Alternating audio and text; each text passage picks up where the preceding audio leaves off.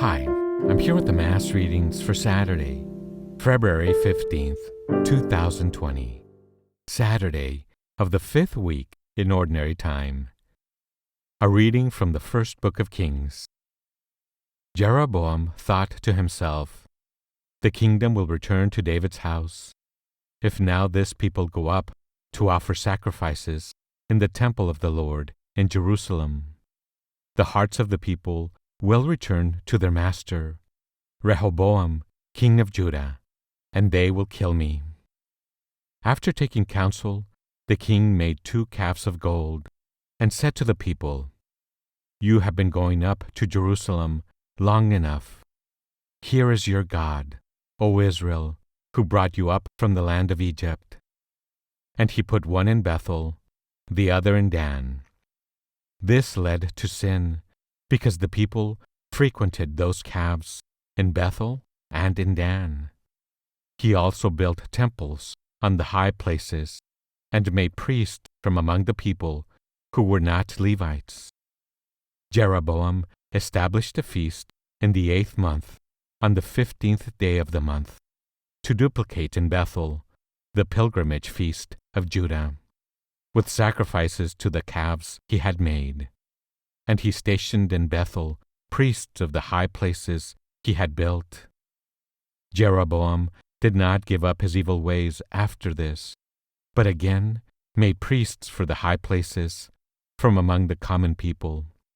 Whoever desired it was consecrated and became a priest of the high places. This was a sin on the part of the house of Jeroboam, for which it was to be cut off and destroyed from the earth. The word of the Lord.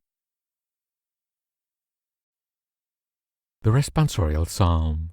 Today's responsorial psalm is Psalm number 106. The response is, "Remember us, O Lord, as you favor your people.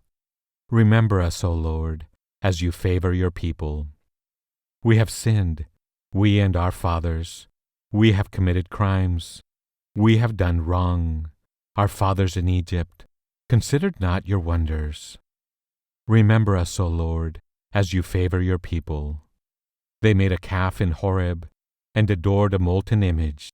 They exchanged their glory for the image of a grass-eating bullock. Remember us, O Lord, as you favor your people."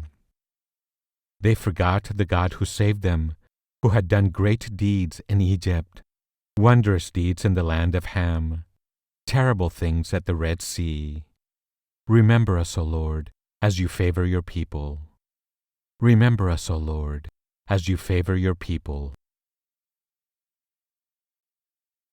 A reading from the Holy Gospel according to St. Mark, chapter 8, verse 1 to 10. In those days when there again was a great crowd without anything to eat, Jesus summoned the disciples and said, "My heart is moved with pity for the crowd, because they have been with me now for 3 days and have nothing to eat. If I send them away hungry to their homes, they will collapse on the way. And some of them have come a great distance."